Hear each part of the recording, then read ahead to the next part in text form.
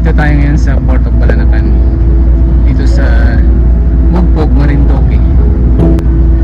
Sa mga kababayan natin na hindi pa nakakauwi ng Pilipinas, na mga taga Marinduque, o sa mga kababayan natin na hindi pa uli nakakapasyal dito sa Marinduque, ito na po yung itsura ng Balanacan Port. Malaking pong pinagbago na.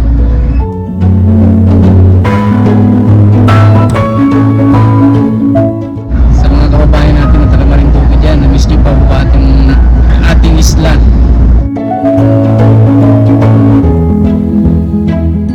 Yan, Montenegro Lines, maaaring masakyan nyo na yan.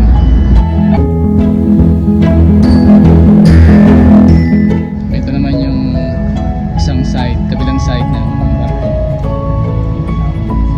yung statue ni Mama Mary.